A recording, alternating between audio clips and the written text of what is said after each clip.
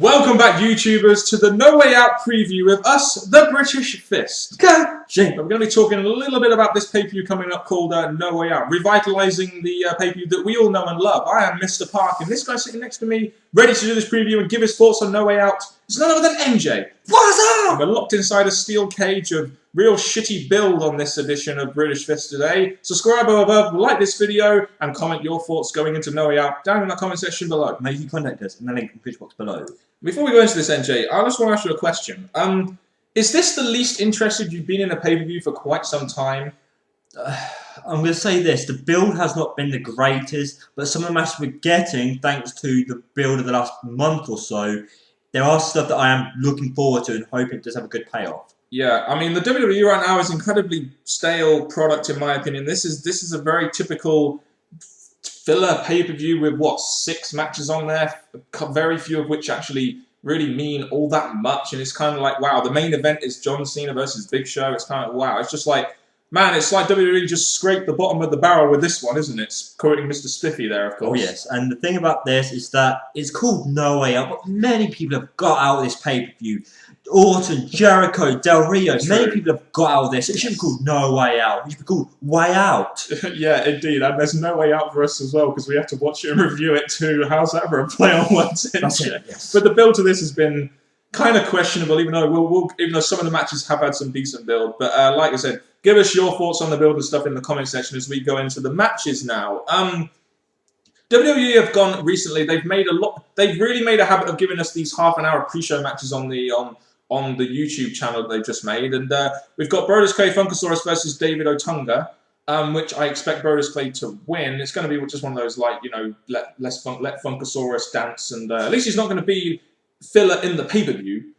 Yeah, and that's the sad thing about it, is that I would have pretty much switched this pre-show match to the next match we're going to be talking about, just because I see Brodus Clay as someone's got more direction than the first match, and sadly it's not the case. But in this match, I expect Brodus Clay to get the win. He has to win. He's on an undefeated streak, remember. Santino Marella versus Ricardo Rodriguez in a tuxedo match. Do you have any idea what a tuxedo match is? Do they just wear tuxedos and have a match? Yep, that's it. That's pretty much it. Wow, that really means not that much. But I just want to say one thing. Ricardo Rodriguez is a very entertaining character. Santino Marella is a very entertaining character. So hopefully, if nothing else, this will be, as much as we don't like it in the IWC, at least this will be an entertaining match. And although, to be honest with you, Santino with that US belt has just lowered it down to a level which I didn't think could ever be done. The comedy thing, and they should put the belt on the line, because I think in this match, there's a chance, as Santino's getting the wins in the past, maybe some Rodriguez will pick up the cheap win to win. But obviously, with the W's love for Santino, maybe Santino's going to win. So either side, I don't care who wins this match. I mean, just like us, WWE have obviously seen a little bit of entertainment, a little bit of something about Ricardo Rodriguez, and he's getting a pay-per-view spot for it. And yeah, I'll take that as a Ricardo Rodriguez mark. But yeah, I don't know what they're going to do with this match. Santino will win, obviously, and the US title will continue to plummet in meaningfulness.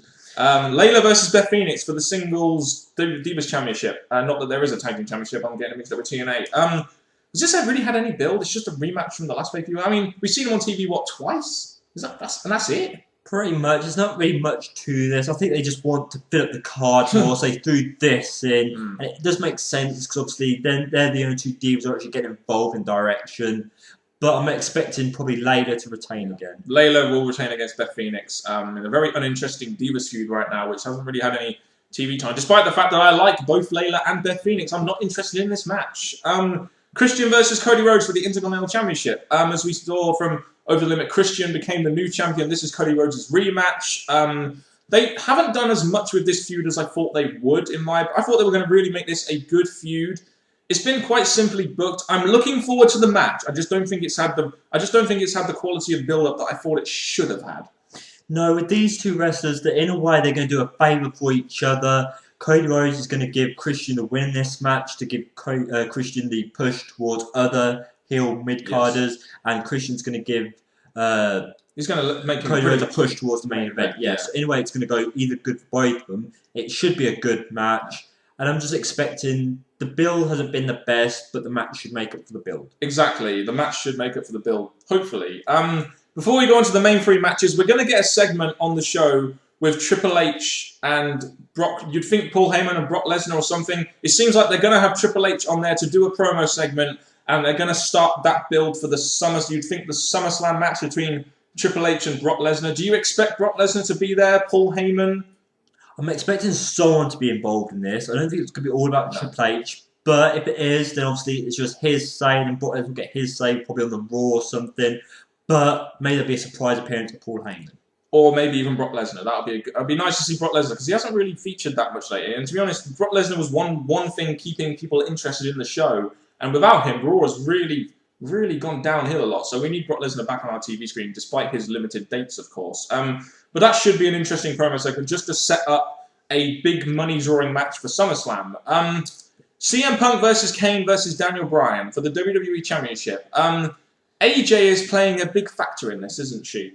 She is, and at first, for a long time now, since the go-home show Raw, I was thinking, okay, AJ is getting too involved here. She's affecting the promos and matches and that. But after the go-home show, she actually made me believe that she stepped up a game. She actually had a bit of interaction with all three men. So she's made me think, yes, it's got me wanting to see this match a bit more, to see who she actually picks to win and what her actual full involvement is with one of these three men. Do you see them pretty much doing it where Kane is kind of like filler for another CM Punk versus Daniel Bryan match, which is going to have some kind of story involving AJ? Because I think CM Punk will retain here. I see no reason why he should lose it here. I think CM Punk will retain, and then they'll probably go to a CM Punk Daniel Bryan feud and have that Money in the Bank as a big title match or something. I'm just trying to put it out. The thing about this whole thing I want to say about this match is it's been done in the past with other managers and that, but I think it's AJ's going to be the one to determine who's going to win. I don't really like that, because with the adding of Kane and Bryan and Punk in a feud, I do want it to be just a match between those three and AJ to have some involvement, but not to pick who wins the match. But I think you say Punk to win. As much as Punk would be the better man to win, I do not want this to be another CM Punk versus Chris Jericho when CM Punk got all the wins and the other one left out. So I'm expecting Bryan to sometime down the line maybe get the win over Punk. But for No Way Out, I'll say Punk. I mean, CM Punk has had a long title reign now since Survivor Series, and WWE are going to have to make him lose it at some point, and it's hard to really see who he can lose it to. Do I see him losing it to Daniel Bryan? Probably not. Do I see him losing it to Kane? No. I think they're going to have to find someone soon to really take that belt off CM Punk and be a legit heel contender. I think it will come down to that. That's what I'm thinking. Bryan's still a possibility, because it can't be all. This whole feud cannot all be about Punk. Again, it's predictable. You're pushing CM Punk too high, too fast. But for this match, I do see Kane being the dominant one out of the match, CM Punk and Daniel Bryan put on the performance like they normally do, but CM Punk managed to slip up the win somewhere. And AJ is going to be the deciding factor. That's all we're probably going to know about that one. Yeah, we got a World Heavyweight Championship match between Sheamus and Dolph Ziggler. Of course, went against Del Rio? It was against Del Rio until he got injured. And, it's funny that if WWE had, booked a segment of SmackDown or Raw between Sheamus and Ziggler for maybe Del Rio to interfere and Sheamus and Dolph Ziggler get a victory on Sheamus rather than having Sheamus beat him clean 2 or 3 times, I may have looked forward to this match a little bit more. It's just a shame that Dolph Ziggler is kind of like not really a legit contender, and we know Sheamus is going to get the victory. But if they booked it a little bit differently to favour Dolph Ziggler and had a little bit more confidence in him, I may have had a little bit more confidence that Dolph Ziggler could possibly win this match. But as it is, I don't think he has a chance of winning this match because it's purely filler. As much as we do see Sheamus coming out as the champion still, I am looking forward to this for the fact that Ziggler is in a title match, a main event match, and also the way he performs in the ring, him being against Sheamus and hopefully someone else afterwards, it's going to keep giving him the rub towards the main event. Yeah, and so it should be a good match between two guys that can work quite well in the ring. So it should at least be a good World Heavyweight Championship match, kind of similar to Sheamus and Daniel Bryan. As long as this doesn't get a screwy finish, because they're still for some reason they're still making Ziggler involved with Vicky and Swagger. I just want it to be a match between Sheamus and Ziggler and put on another great performance match between the two. Main event of this No Way Out pay-per-view is John Cena versus Big Show in a steel cage match. It's funny that you No Way Out and we only have one steel cage match. If Big Show loses, John Laurinaitis will be fired, and as we found out on SmackDown, if John Cena loses, he will be fired. At least they've added something to this match, because just John Cena versus Big Show in a cage would have been shit. We all know when it comes to big guys in cages, stuff does happen inside the ring that's in a dominant way and tries to add excitement to the match. But the excitement for this match is the fact that we have Laurinaitis at ringside and Vince McMahon is making to this pay-per-view. Yeah, and it's funny, really, because I don't see John Laurinaitis getting fired. I really don't. And I don't see John Cena getting fired, even though when he does get fired, he just gets put on back onto TV. So I'm sitting there thinking to myself, God, you know, if John Cena gets fired, I'm not going to believe it. So why should I be invested totally in this match? I don't think John Laurinaitis will be fired for 1 second, because I still think WWE have months and months and months of heat to get out of this guy. But who wins? Big Show, in my opinion, should win. But do I see them really fire? Do I see them firing John Cena? He'll just come back to TV. No, Big Show should somehow get the win of this match. Because obviously, he's just turned heel. He needs the dominant run now. He needs to look like he's back as a heel, and he's got Laurinaitis on his side. But at the same time, when it comes to John Cena, you don't really predict him losing many matches. But with Laurinaitis being fired, yes, it's a possibility that happened somewhere down the line. But to have it at a small pay-per-view like this, I don't see it. So somehow, a screwy finish, either Vince McMahon gets involved and so it bad happens to him and they call the match off, or just something happens in this match, I predict. There'll be some kind of big angle here, maybe involving Vince McMahon, who was pretty well featured on the Raw. And I got to ask, if Big Show, Big Show to me kind of has to win. And if they're going to go about this the right way, I would see Big Show winning with John Cena getting fired and taking a break from TV.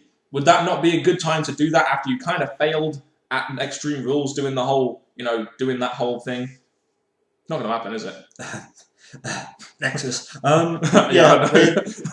With Johnson taking a break, as much as he needs it, like many wrestlers who have been in the company for many years and many long time without many breaks, does need to have a timeout, repack themselves, or come back at a special time and do something different. But with John Cena and the fact that I know there's nothing on the horizon for him, nothing that we can see, because obviously with Punk being the champion, probably going to be the champion for a while longer. He's not going to be in the title picture for a while. So I don't really know, but with wrestlers still dropping out, they need to keep Cena around. So that's why I'm doubting him taking a break, as well as all the other wrestlers out at the moment. Now also, before we do this, I want to ask you a question. This is quite relevant because a lot of people have been asking this question and they've really been doubting it when it really shouldn't be doubted. Should John Cena versus Big Show be the main event of this show? Because a lot of people out there think that CM Punk versus Kane versus Daniel Bryan should be the main event, and I think John Cena versus Big Show is the correct main event because it's the main angle of the show. It's got the most heat, and I don't really think it could be contested. It's had the most TV time. As much as I'd like to see Punk, Kane, and I guess Daniel Bryan in the main event, as much as I would like to, just because I think they're the three wrestlers, or especially Punk and Bryan, who should be at the top of the game, because with Orton and Cena slowly maybe coming down or not being in the top pitch for long, I do see them being there, but the fact that there's Vince McMahon there, Laurinaitis there, Cena the top guy, and Big Show who's alongside Laurinaitis, they deserve the main event just because they're the things that are being built up the most over the last couple of weeks. So just like Cena and Johnny Ace are over the limit, John Cena versus Big Show is the main draw of the show and therefore should be the main event. I'm right, you can't deny that. Give us your thoughts on the pay-per-view down in the comment section below. I'm not expecting that much from this pay-per-view in all honesty, but we could get some good matches in there and maybe a good promo segment with Triple H and Brock Lesnar to maybe at least help this show get to an average to good level. Possibly. And all I say, every pay-per-view needs at least one surprise, so I'm hoping somewhere down this line, maybe in the main event, we'll get that one surprise. Hopefully we will. But anyway, that has been it from us, Mr. Parkin and NJ, the British Fist, and our thoughts on No Way Out. Give us your thoughts going on to it. I know I said it once and not twice, and I'll say it again in that comment section below. And now, to provide you with, a very good way to end this video, it's going to be none other than NJ. Of course, NJ. Yeah, he always does it. Well, we're going to make our way out of this. But until next time, people, from Mr. Parkin and me, NJ, keep smiling and enjoy the pay-per-view. And until next time, YouTubers, goodbye.